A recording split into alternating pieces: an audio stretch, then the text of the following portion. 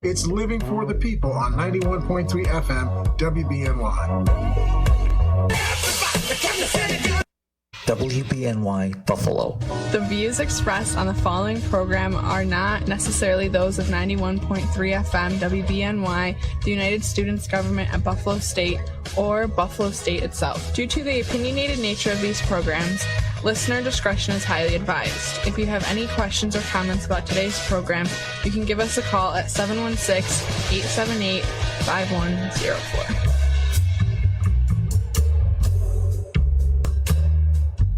To join Mr. Hare on today's Living for the People, dial 878-5104. That's 716-878-5104. Or go to facebook.com/91.3 WBNY and comment there. That's facebook.com/91.3 WBNY. Curtis.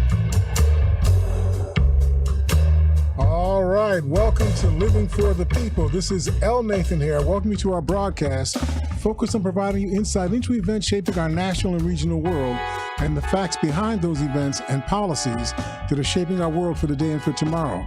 Join us weekly on Mondays, Wednesdays, and Fridays from 9 a.m. to 10 a.m. following Amy Goodman's Democracy Now! Program. And of course, our program is live, so you can call and you can join our discussion. We really hope that you will. Our number here again is 716-878-5104. That's 716-878-5104. We're also here in studio with Norm McCarter, who's our in-studio audience of one. Welcome, Norm. Thank you, Mr. Hare, and good morning. We saw you rushing in on that tide coming in, from, never mind, that's another story. And of course, we're here with Willie H., who is our first citizen of the 21st century. He does the live streaming of the program. Welcome, Willie.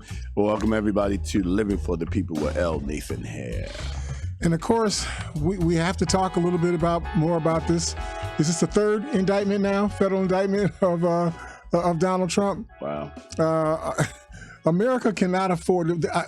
Part of what I'm concerned about here, and why I went to this article, is there's this new. You know what a meme is? When they pick something up and just keep popular right now, right, and just keep running that same thing over and over and over again. Well, because they do that, it becomes what people think. You become what you hear. Right. So if I keep telling you that it was a picnic when they were attacking the Capitol building on January 6th of 2021, if I keep telling you that it was a picnic, you come to me 2 or 3 years later and say, yeah, man, I was at the picnic, over at the Capitol building, on January 6th. Wow. Because people rewrite their experiences with the words that other people are using consistently to label that experience for you. So now the new hustle is, well, the public is they're just tired of, all the stories about Donald Trump. Not tired of Donald Trump lying, not tired of Donald Trump's corruption, not tired of Donald Trump corrupting other people, not tired of Donald Trump being a completely incompetent person to be a administrator of the affairs of the United States. They're not tired of that. They're just tired of hearing all of the terrible things about Donald Trump, and all of these indictments and these accusations about Donald Trump. They're just tired of hearing that. And so what does that do? When you plant the people are exhausted, plant that meme in people's minds. Then every time something comes up about Donald Trump and him being found out to be involved in another level of corruption, people say, that's just the media. They just don't like Donald Trump. It's the Democrats. They want Donald Trump to lose. And they just sort of reset the new information that they get into the context of the meme that you've been running, and they wind up dismissing the kinds of energy that's necessary that should be happening in our body public. We should be.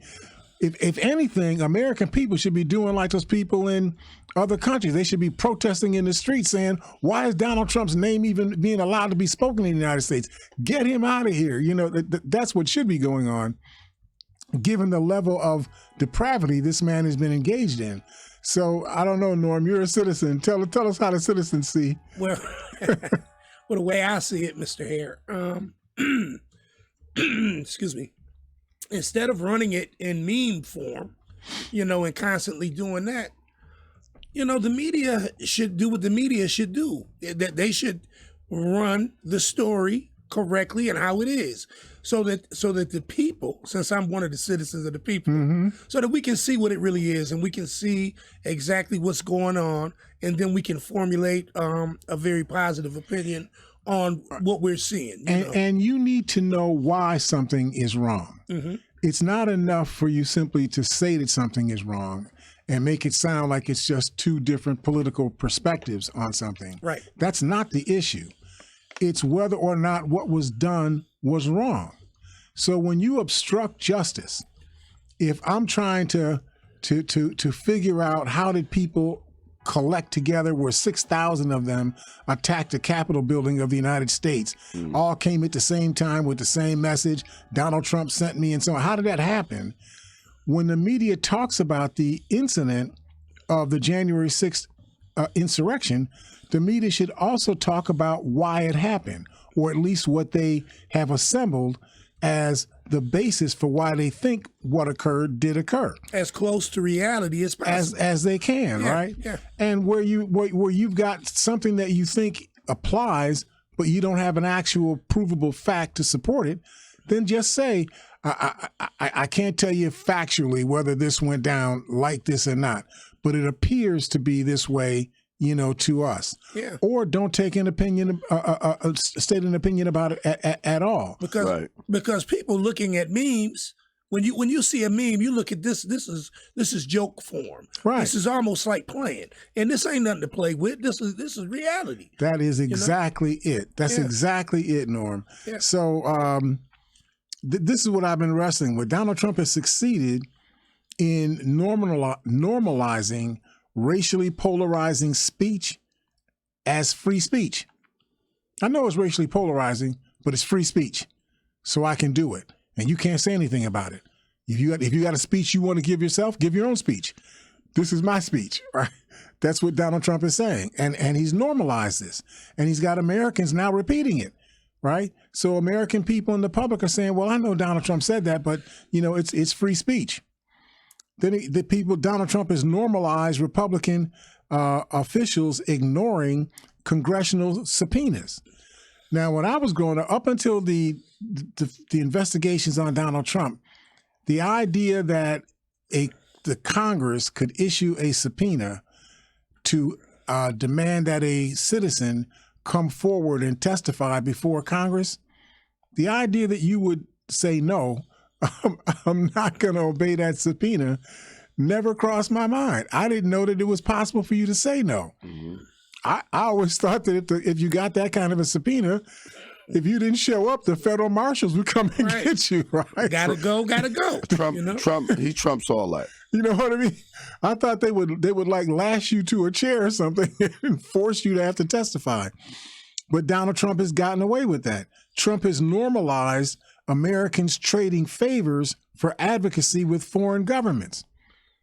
So he says, well, I wasn't an agent for foreign governments. Yeah, I did a little favor, for this one, and I asked for favors from that one, but that was within free speech too. That's free speech, and I shouldn't be held accountable for that. That's being said to be okay. Can you imagine prior to Donald Trump, somebody being found out to be taking money from the Chinese to advocate for Chinese interests in the United States and not telling you about it and getting away with it? You'd be in jail tonight, if not this morning. You'd be in jail. But they've allowed this to become normalized under Donald Trump. Mr. Hare, I have a question. Mm-hmm. Okay, let me kind of set this up. If perjury is a crime. You mean lying 33,000 times on the record in a 4-year period? This is my question. That kind of perjury? This is exactly my question. Is looked at a different, you know what I mean? If he commits perjury and that's considered a crime, all of the lies that he says, regardless of how it is, perjury is lying. But remember, it's not perjury if you're just lying to us as the public. I mean, even though it's disgusting. But even when you come out and you're lying about different things, like at Mar-a-Lago, only if you're lying to a congressional committee or to a Department of Justice investigation or a judicial proceeding. Has he not done that? Well, he hasn't done it on the record the way that we're thinking about it. He said things that are muffle, what I call muffle mouth. He says things in a way that you could interpret it, 16 different ways. Okay. Even though you really know what he was saying, but he's been crafty at doing that. That's the kind of person that Donald Trump is. He's a very sly, clever individual, right? And so that's how all of this stuff goes. And then you get his supporters who are doing the same thing. Well, you say that was illegal, but I know this guy over here, John Turley, he said it's not illegal, and so on. You go back and forth, and so you create this air of uncertainty, and if there's an air of uncertainty, you can't say that somebody's lying if your basis for saying it is something that you are uncertain about. So you have to live with free speech is something that you just have to live with. Okay, Mr. I got you. It's despicable in some cases, but you have to live with it. Because if a person can't say stuff that's stupid or that's just derisively despicable, if they can't get away with saying that, then you can't get away with saying that person should not be in office. That person should, not be allowed, in our body politic. It's funny, but if I go back, I remember getting arrested for free speech. And I mean, you never told us about that. Well, it's just funny, but it was me just speaking my mind, and then I'm in school, so I'm thinking of legal search and seizure and all of this kind of stuff. I'm the only guy out there that wasn't out there selling drugs, but I got arrested. That's your problem. That's my. See, if you were joining the crowd, they wouldn't have bothered you in the first place. I should have been with the crew. So Trump has normalized the breaking up of immigrant families. In this country, when would you have ever thought that we would be using U.S. Customs, and Border Patrol people and immigration and customs enforcement people to grab families, pull the kids out of the arms of their parents, maybe keep the mothers with the kids, but they've been breaking up the kids from their mothers, and don't even treat the fathers like the fathers are part of the kids' family. Mm-hmm. They treat the fathers as if they're some strangers that came over here at the same time that the kids came over here, and so on. Breaking up families, kids crying, people being put in the cages, and so on. This is being done under the name of the American government. Donald Trump has normalized this. The Republicans are actually having, debates about what level of cruelty is the best level of cruelty to make you feel good about your enforcement of the border. Mr. HARE, I almost feel like part of that is purposely done. Now they got something they can make money off of. They can probably rape the women or do whatever they want to. It's profit. Get the man, the husband out of there. Now we can utilize. Look what it does to the reputation of the United States. You only have to have one person do something that's despicable, and it colors everybody. You take these women that you break away from their families, send their kids to points north, east, south, and west. Then the women parents wind up being separated and isolated alone. Then you get a Customs and Border Patrol person who has no moral foundation. Right. And he says, I kind of like you.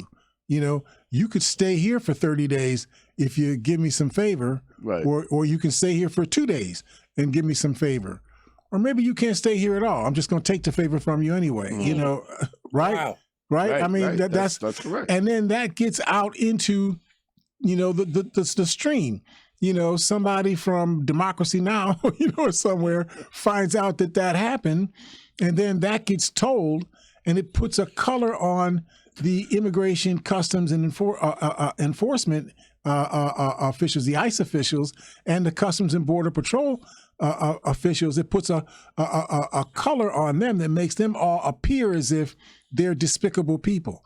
Now, I've seen ICE people and Customs and Border Patrol people help people that were in distress.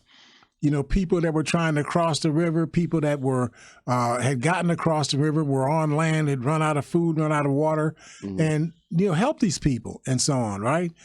Taking them to places where they could get water, they could get food, they could have a place to lay their head and so on.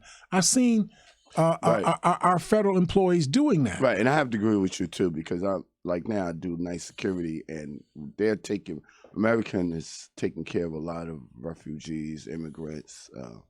So they're hoteling them, feeding them. So they are doing some great stuff.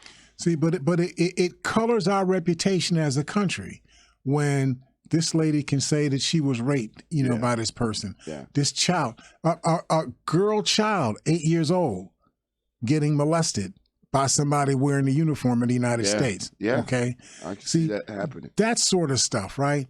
We've put ourselves in a position where that now becomes a coloration of who the United States actually is as a country. And it not only does it hurt our reputation in other countries, it hurts our reputation amongst ourselves. Right. We begin to delegitimize the institutions that we depend on to provide the services and structures that we need to be able to operate as a grouping of people called the United States. Right.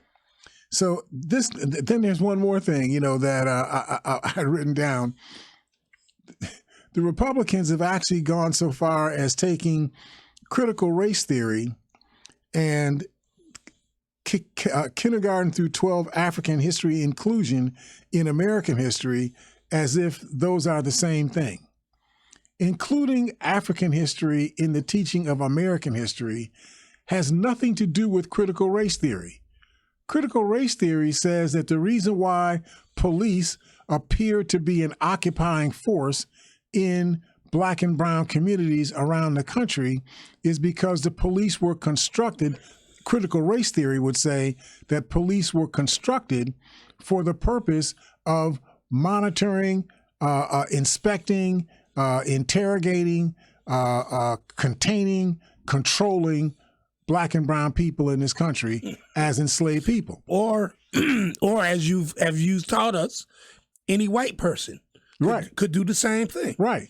Because that became the thing, right? Yeah, all white people were deputized to be able to monitor and investigate and a report on even citizen arrest any Black person at any time. That one there really kind of messed me up when you hit us with that. Yep. See, but the point I'm making is that's critical race theory. That tells you why an institution is operating the way that it's operating. The idea that you see somebody there's 4 people in a group instead of 3. Oh, that's too many people in a group. That's unlawful assembly, and you arrest people and put them in jail for simply having more than 3 people in the same collective, the collective grouping. That sort of stuff. That's critical race theory talks about, it explains, or at least it's an explanation as to why that occurred. There may be other explanations why that gets done, but critical race theory looks at that situation in terms of the race aspect to it and says, here's the way that we think you should look at this law. That's a different issue than there were African people that were discovered to have somehow migrated to California, people that call themselves the Caliphs, who actually were a tribal community in California that had taken up space and actually were fighting for land in California for hundreds of years before Christopher Columbus ever even met Christopher Columbus, right? That already had occurred. That's Black history. That's the history of America, pre-American history, but still the history of America. Yes. Teaching that has nothing to do with critical race theory at all. If you disagree, if you say, well, there were no Caliphs, those totems that you saw, with those little hieroglyphic writings, on it and whatnot, That happened because the wind went by and it picked up stones, and the stones were smacking into the wood, and that's how those hieroglyphics, wound up being on those totem poles. That kind of dumb stuff, right? So Trump has normalized the manipulation of the instruments of America's government to reduce voter participation by specific groups, to increase voter participation by specific other groups. Trump has normalized the treatment of independent agencies like the Internal Revenue Service, like the Department of Justice, as political functionaries of the president. These treacheries do not include Trump manipulating the purchase power of the executive branch of government to enrich himself and members of his family. You all do know that when Trump rents from himself, when he puts functions into Trump-owned hotels and charges $1,200 a night for each room, that's Trump taking American money and taking it out of your pockets as taxpayers and putting it into his pockets as the president of the United States. Well, Mr. Hare, that's the way America do business. I mean, that's the ideal situation. Don't you know that what Trump is doing is what most businnesmen want to do? I didn't know that, and I want you all to write that down. That's what Willie said. Okay, well, that's what America is about. Willie said it like that was a fact. I'm not going for that one. Okay. All your billionaires, millionaires, this is how they do business. Matter of fact, I was talking to Norm. I said, Norm, when we do business, we could do this and that, and we have because that's normal American business. I'm hoping that we have at least 3 laws someplace in the United States to stop you from doing exactly what you just said. Willie ran some stuff past me that was kind of smooth, I gotta admit. Trump, what Trump does. We're going to treat that as a skit. That was our Living for the People Saturday Night Live skit. We're gonna leave it at that. Right? We're laughing at this, but this is the way. But you're right. That's what's going on. Yeah. That's what they're doing. Yeah. I went to an article written by Sebastian Cahill saying that Donald Trump may have taken a swing at the bedrock of American democracy, but that it's just too exhausting for Americans to react to it. This was in Business Insider, a very conservative magazine. Donald Trump was arraigned, as you all know, for the 3rd time this week. The president's behavior seems to have garnered less attention than usual. The first time he got indicted, everybody was all up in arms, right? Second time he got indicted, it took up a lot of news space. This last indictment, which was for the most serious charges, this was obstruction of justice. This was a conspiracy to obstruct justice. This was denying you the ability to vote. Even more than that, more important in some ways than that, denying you the right to know that your votes were actually counted. How would you feel if we had a vote in Erie County and you found out that none of the votes in Buffalo were counted? They elected a countywide representative and they didn't include the votes of the people of the city of Buffalo. How would you feel about that? That's terrible. Well, we got people that feel that way. You got some young people, even older people that go, "Oh, my vote is not going to matter. They're going to do what they want to do." Well, that's what Donald Trump organized a campaign to do when they did this deal with these fake electors and whatnot, right? Yeah. What he was attempting to do was to have these fake electors presented to the vice president so that when he went to open up the votes, the Electoral College votes that were submitted by the state of Arizona, remember now, when these things were counted, they were counted in Arizona by a body of commissioners in Arizona. And then when the votes were counted, they were put under a seal, in a sealed envelope, right? And then once they were under seal, nobody could supposedly would be able to mess with the tally that had been counted. Then that was sent to the vice president of the United States at the joint session of Congress on January 6, 2021, and the only role that the vice president had was to open the sealed envelopes and say, "I'm the first one who's looked at this. It had not been opened by anybody other than me. Pull out the document in there, the certification, and read what it says. Joe Biden, X number of electoral college votes. Donald Trump, X number of, electoral college votes. Mickey Mouse got 2 electoral, college votes, because they do stuff like that in the United States, right? And so on. But that's all he does, or she does, is read what was in the envelope. He unseals the envelope, or she unseals the envelope and reads what's in it. When all of those 50 envelopes are open, and I guess if there's electoral college votes for Samoa and territories and whatnot, when all of those envelopes are open and the votes are read, then they say X number of votes for Joe Biden, X number of votes for Donald Trump. You need 270 electoral college votes to win. He's got 331 electoral college votes. He wins. Game over. Please open the champagne. Let's move on. That's all you can do. And that's not me making that up. I actually, I'll go and look stuff up if I have to, right? So I went to what the actual, what the law says. When it comes to counting the votes, the 12th Amendment, this is the 12th Amendment of the United States Constitution, the President of the Senate shall, in the presence of the Senate and House of Representatives, open all the certificates, and the votes shall then be counted. He says the Constitution gives a vice president or as president of the Senate only one role, which is to open the envelopes.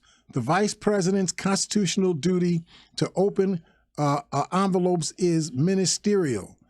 He has no other role other than to open the envelopes and read what the envelope says, period, or what the certificate says, period. He can't do anything else. Donald Trump insisted that, no, you can reject those votes. Even though there's no language in the Constitution that says that, Donald Trump says, but I say you can do it. And if they say you're doing wrong, tell them, well, possession is 9% of the law. If I take over the election, it's my election. It's whatever I say it is. That's the reality of what's been going on over the course of this time. Why the people are not jumping up and down in their chairs across this country, insisting that this fool lose his citizenship. He can stay in the country, but you don't get to operate your citizenship anymore because you're just too stupid, and too corrupt to be allowed to have citizenship privileges, in the United States. I just want to ask the question: in the history of the country, has there ever been any impropriety like this, or any other nothing like that? Well, we've had. Can you give us something that even? I mean, I just have never heard of anybody doing anything. You had the Teapot Dome scandal, that happened in I think it's the 1920s or so, where people use the apparatus of the executive branch of government to essentially shelter companies that were engaged in excise tax avoidance and so on. I forget all of the detail of that scandal.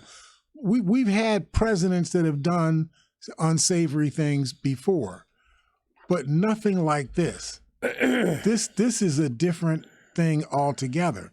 This is somebody who literally is saying that I disrespect the election of the president of the United States on November 3rd of 2020. Right. He's going against the whole process and changing the way that it's done. He literally is attacking the United States democracy itself. Yes. And he wants to replace the United States democracy with his own autocracy. He has actually said, and repeated it again last night, that when he wins, that he's going to wipe out the deep state. The deep state to him is the civil service Obliterate structure, the right? deep state. We heard it on the radio coming down, Willie. Obliterate. Right? He's going to obliterate the deep state, right? So this man who says he will do this and has already shown you that he wants to do this, that he's tried to do it, why would you want this person to be in control of anything in the United States at all? This should be a no-brainer. But it says something about the people who support him. They're where we need to go to next. They're the problem. Not him, but the people that support him. We need to figure out why those people are doing that why they can't see that what he is so anathema to what we say America is about. But maybe what we say America is about is not what we think America is about. Right. Maybe that's just what 55% of America thinks America is about. That there's 45% of America who thinks that Nazi Germany is what America is all about. And they're having their day to shine under the Trump glow in the world. Right. So listen, we got to take a quick break and talk to our sponsors. Hopefully we're making some kind of sense. Look forward to talking to you on the other side of the break here at Living for the People at 91.3 FM WBNY.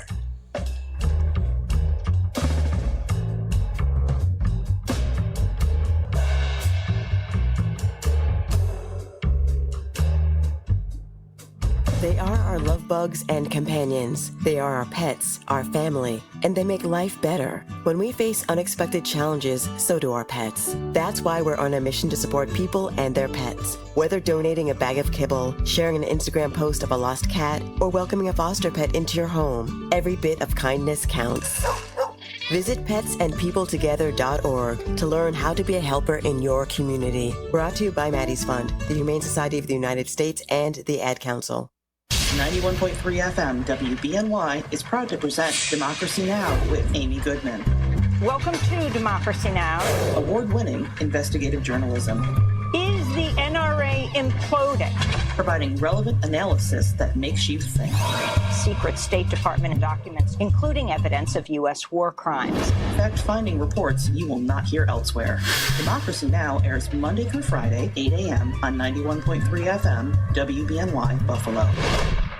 Ready for radio that's challenging, innovative, and encouraging? Tune in, Living for the People. This is L. Nathan Hare. Join me right here, 91.3 FM WBNY. Mondays, Wednesdays, and Fridays at 9 a.m. after Amy Goodman's Democracy Now! We'll provide objective analysis regarding current issues. Call 878-5104. It's Living for the People on 91.3 FM WBNY. All right, welcome back to Living for the People. This is L. Nathan here, your host. We're here with Norm McCarter, who is our in-studio audience of one. Welcome back, Norm. Thank you, Mr. Hare. And we're also here with Willie H., who is the first citizen of the 21st century, does the live streaming of the program. Welcome, Willie. Welcome, everybody, to Living for the People with L. Nathan Hare. Call us, 716-878-5104. That's 716-878-5104. And I just want to give a memorial shout out to James Braun, who is has been the producer of our program. He passed away just a little over a week ago, or just about a week ago. And I know that arrangements were made that he is being buried with the family in Philadelphia. Is that right? I think so. I'll get more information from Khaki, but I think it'll be held in Philadelphia. And please give your condolences to Khaki. She's been a strong foundation, to support her brother during the course of this trying time. And we just want to make sure that she knows that we've got her in our prayers, and that anything that we can do to help, we're here, and we'll be on the job. Yeah. Also, another note, guys, I want to just share with folks out there is that my immediate family heard about it, and they were very very upset because James brought a lot of laughter, when he came around. My children, my family, plus he's been a blessing to them, so they were really upset. Even my ex-wife was like, oh, James, so he was really loved. Yep. So just want to make sure we keep him in our thoughts, right?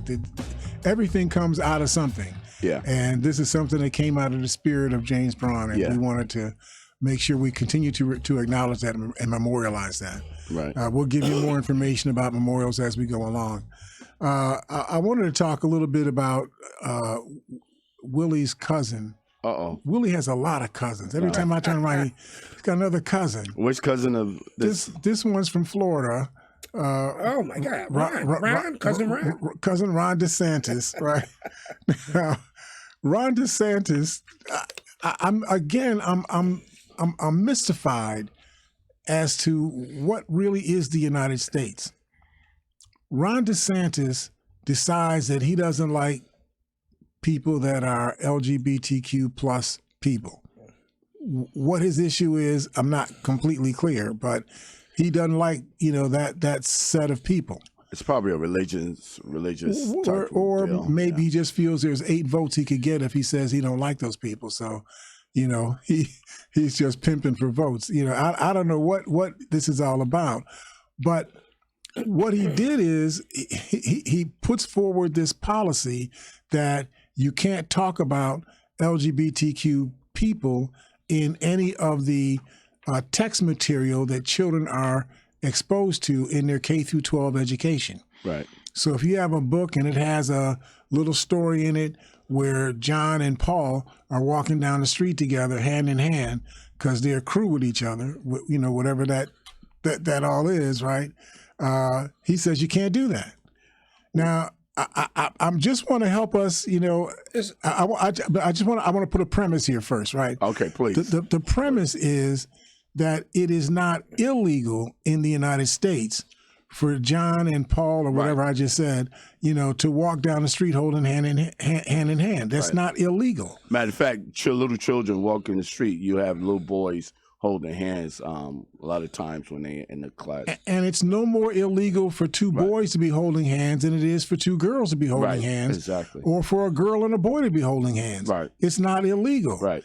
If it's not illegal, Ron DeSantis says, even though it's not illegal, I object to it, and I don't want any of that being taught or shown or evidenced or displayed in any classroom through K through 12 education. Well, actually, for K through 8 education. Let me just ask, and I have to. It's almost like he runs a censor format, which basically censors the decisions that we make as a people. Right. You can't, and I can't understand how anybody could allow him to censor. It censors development. It censors children utilizing their own mindset to make the decisions that they may want to make in life. Hey, can I defend my cousin? Can I be politically incorrect? Can I be politically incorrect for a second? Now, I don't believe in the censor, but I kind of understand having, sons and daughters. I got 4 daughters. I have a son. And I am seeing a lot of, and I'm not against the LB, but there are some things when you see a lot of it where this is called this is gymnastics we're about to hear right now. Go ahead. Well, yeah, when you see a lot, in my entertainment, like I'm into music, my family's into music, and when you see guys, dressing more feminine, when you see guys kissing, and when you look at television shows and you see a lot of that, children growing up, for me, that wasn't normal, seeing a lot of guys on guys, girls on girls. But now you see it. It's prevalent in it. So some of it I can understand when it's like that's natural. When I'm probably going to get a lot of hate mail for this. I'm gonna stop you right there because I don't want you. I don't want you to go any further. Okay. Because when you start digging a hole, that hole is like 19 feet deep already. So can I chime in, Mr. Yeah, please. Okay. I like to do this because I'm not making the choice one way or another. My thing is this: people, as a people, have the right to make the kind of decision whichever way they want to go in life. Yeah, I agree with now that. I don't agree with that. I'm not saying I agree with it one way or another. You know what I mean? But Norm, censor. But Norm, I want you to understand where Ron DeSantis is coming from. Okay, I'm sorry. What he's saying is you can have what you just said. You make any decision you want to make in your life, go ahead and make those decisions. Right. What he's saying is keep those decisions to yourself. Don't put it into the textbooks that kids are getting. That's what I'm saying. He's censoring that, and he said, and when you censor that, you censor that process, which limits learning. Now, I'm just saying, people have the right to read what they want to read, and if it's in the book, whatever it is, they have the right to that. Right, and not to read it. Well, hold up. Hold on. Now, is these things in the books, but they're they'll be in the schools where the young children will be reading and seeing this. Well, that's what he's objecting to. He's saying K through 8 education. Are we speaking? We're not speaking of anything to that level of learning there. I'm speaking to the example I just gave of 2 male children walking down the street hand in hand in a book. I'm not even talking about the words that were on the pages. All right, now let me. I'm just giving that example. Let me also add. I went to Catholic school. Okay. And I went to a school called DEC. It was right around the corner from the Buffalo. I understand. It used to be the Buffalo Seminary. I get it. Okay. I remember having to walk. Some boys had to hold other boys' hands to walk to the museum because it was like an everyday. These are things. It's not an unnatural thing to hold a boy's hand, I'm not certain I buy that either, but that's okay. Mister, I'm just saying you got to cross the street. You little children, little kids hold hands. Oh yeah, right. But this is what I'm saying. You have to remember that when I was in school at that age, if you were crossing the street, you all just went across the street. I got you. Nobody put any ropes around or anything like that. I got you, but I'm in full understanding. But that picture in itself does not generate anything to formulate anything. Right. Absolutely. Here's the core of it. It's. I started out by saying that it's not illegal. I wasn't even saying whether or not it's legal. That's not the point. The point is it's not illegal for, it's not illegal. 2 same-sex people to be walking down the street hand in hand. It's not illegal. What Ron DeSantis has done is saying that it may not be illegal, but it's unsavory. I don't want to see that in a K through 12 book that any child is going to be exposed to. Now, that's his position. Disney Corporation, which has nothing to do with the Florida public school system, the Disney Corporation operates a Disney theme park in Orlando, Florida, right? They got the thing so structured where the county that it's Reedy, I think it's Reedy County, that the Disney Corporation is in. They actually took over the municipal functions for the county. They make sure that the water is treated correctly, that the garbage is picked up. They do the streets and the roads. They do the lights. They do everything just like a county government would be doing. They do it all on their dime, not on the public's dime, on Disney's dime, right? Okay. Why would you be mad at somebody who's giving you $1 billion worth of services? Why are you mad? Ron DeSantis, trying to get 8 votes from people that hate LGBTQ people, comes out and says, well, Disney shouldn't be, no, excuse me, I said it wrong. I didn't put it in the right order. The order was Disney's board chairperson, Bob Iger, I think his name is, or maybe he was the CEO. I think he was the CEO of Disney in Orlando. He because there's a lot of people in the Disney framework, all those Mickey Mouse people and mermaid people and whatnot. You see it at Disney. A lot of those folks inhabit these, same sex and whatever, LGBTQ, personas.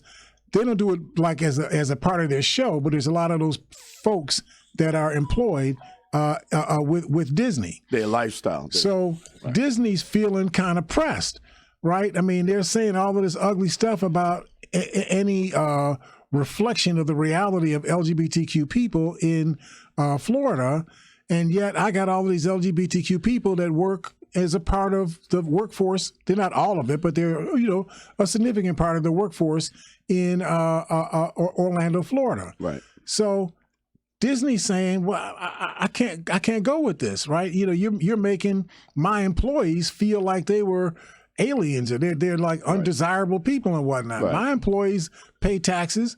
My employees buy houses, but they get driver's licenses. They vote. Why are you treating them, that way? So Bob Iger just said, no speech.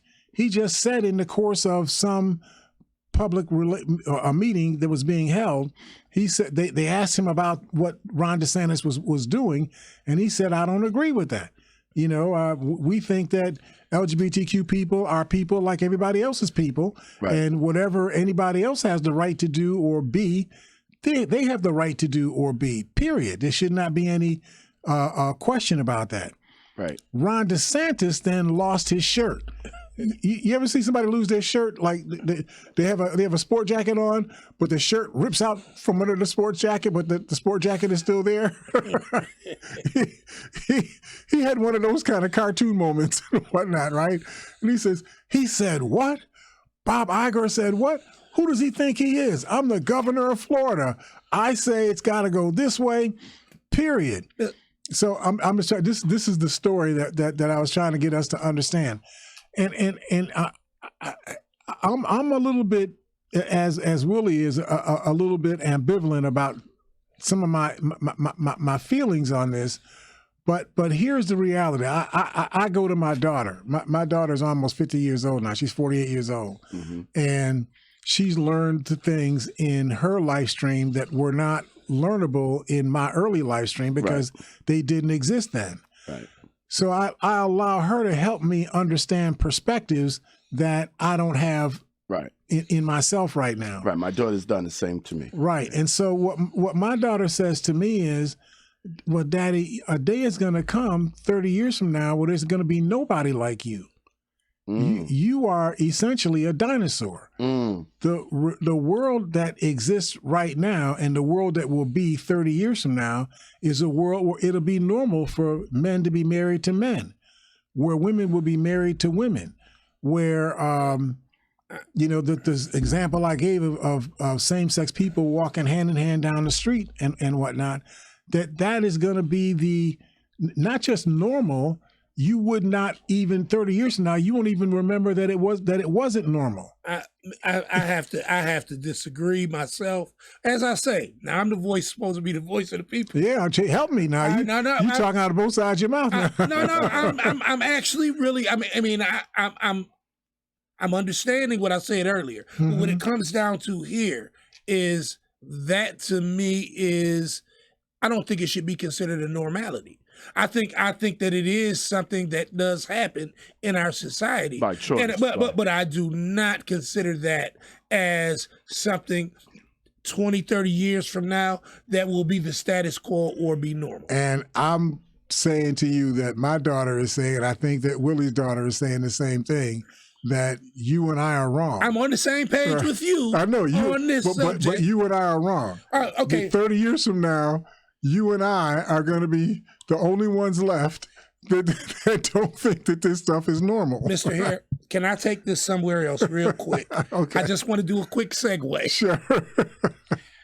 We are, going through this with Ron DeSantis and critical race theory and all of the things that he's stuff that he's claiming is critical race theory. And proposing and trying to do.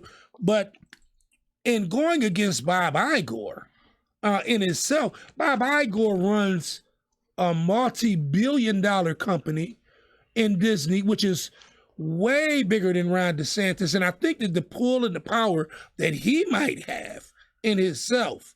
I mean, Ron DeSantis runs the fifth largest state. He runs the state, but it is a state that is supposed to be democratic. And when it comes down to voting, your say is not the final say there. Well, I know he runs. I mean, he is. That's true. I'm just saying that from Ron DeSantis' point of view, he thinks he's a bigger fish than Bob Iger. Do you agree? Do you think that he's more powerful in that state than this guy Bob Iger? Yes.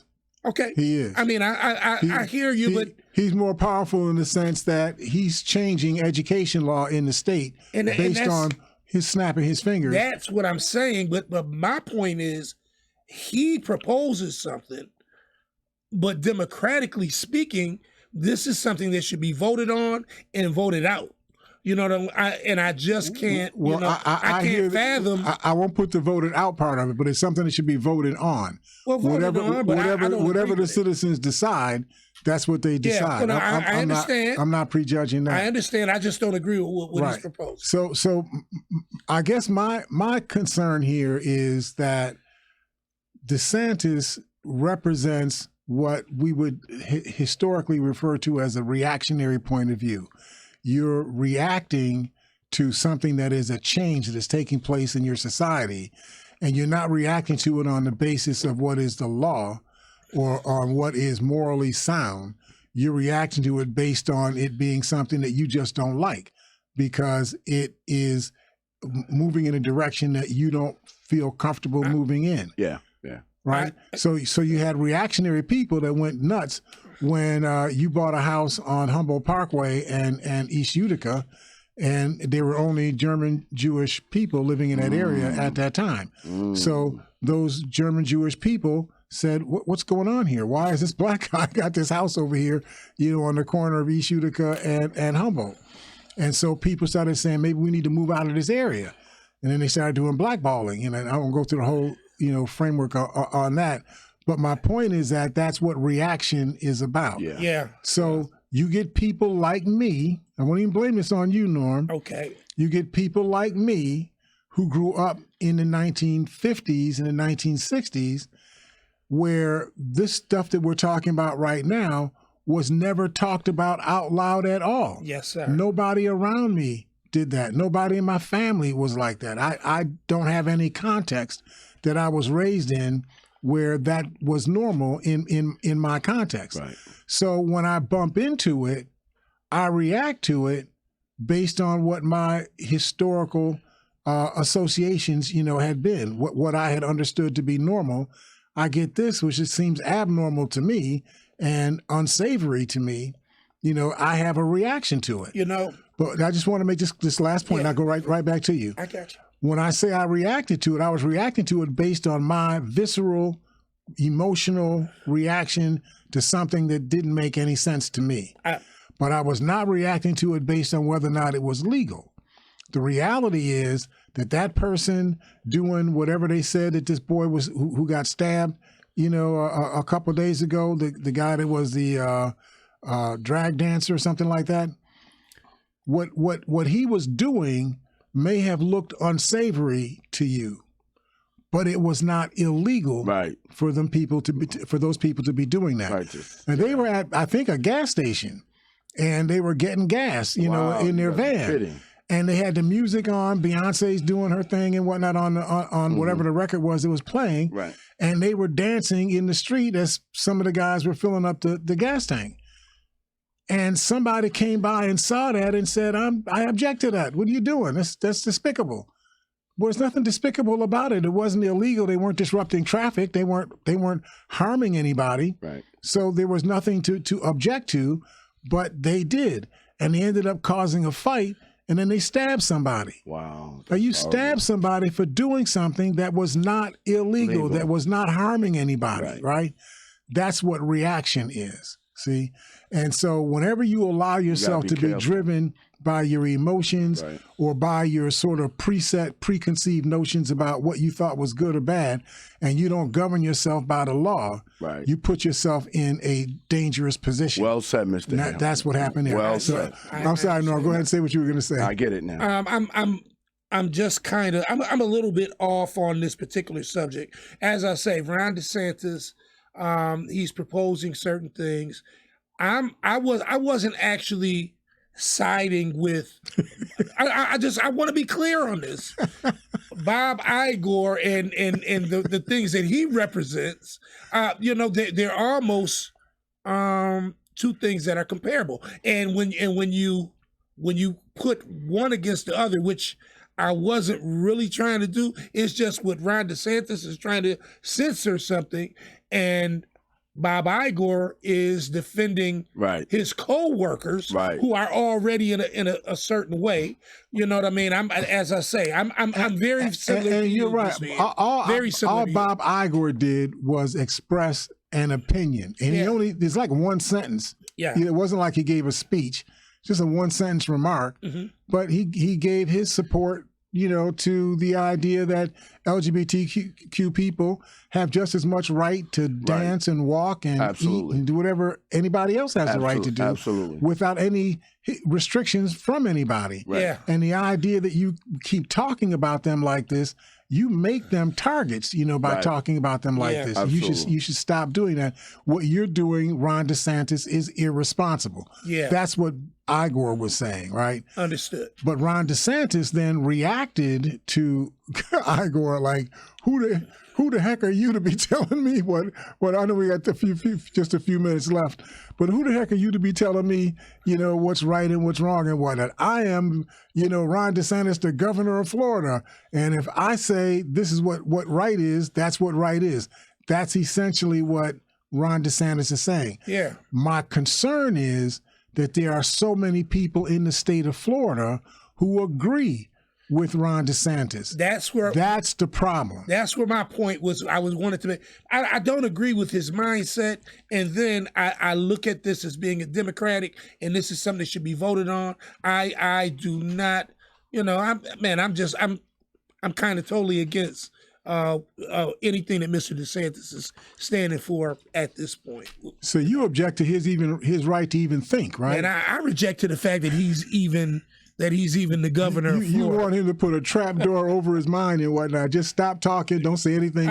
Just go away, right? It might be better for him. It might be so better. Now you see the rest of the story. I keep telling you that this is all about essentially white and Christian supremacy, however you define, those terms. So when I say Christian, evangelical Christian, Trump is demanding the recusal of Judge, how do you say her name? I'm having a real Chutkan, Chutkan, Chutkan. He's got a problem with her. He wants her removed from the case. Now, the basis for this is because you had all of these prosecutions that took place in D.C. Why would these prosecutions take place in D.C.? I know, because the crimes took place in D.C.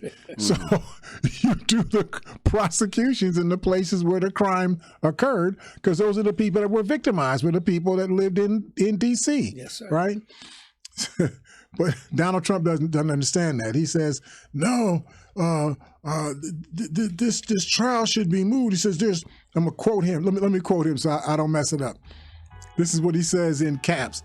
There's no way I can get a fair trial with the judge assigned in a ridiculous freedom of speech and fair elections case. Everybody knows this, and so does she. We will be immediately asking for the recusal of this judge on very powerful grounds, and likewise for venue change out of D.C. This is what he's saying right now. Now, he's upset with her because she was a judge in the courts where these D.C. cases previously have been heard. So he feels like, well, since she's been involved in all these previous cases, she's a soiled judge. She doesn't have an impartial view of what went on, with the January 6th investigation. And he wants to move the trial out of D.C. to some other district. But the reality is the people that were offended were the people that lived in D.C. The crime took place in D.C. Of course it had to be tried in D.C. So there's so much on this. His last comment was, deranged Jack Smith and our highly partisan and very corrupt Department of Injustice could have brought this Biden opponent case years ago, but chose to wait and bring it right in the middle of my election campaign. No way. I hope you are watching, America. Our country is being destroyed. Make America great again. And of course, he's going to get cheered. That's Donald Trump, right? Of course, and he's got people all over the country thinking this makes sense. Yeah. This is the insanity, okay, of the Trump intrusion into the life of America. Hopefully, you all are getting something out of this. We look forward to talking to you all. What day is today? Today's Monday. Monday. We'll see you all on Wednesday here at Living for the People at 91.3 FM WBNY. We'll see you all then.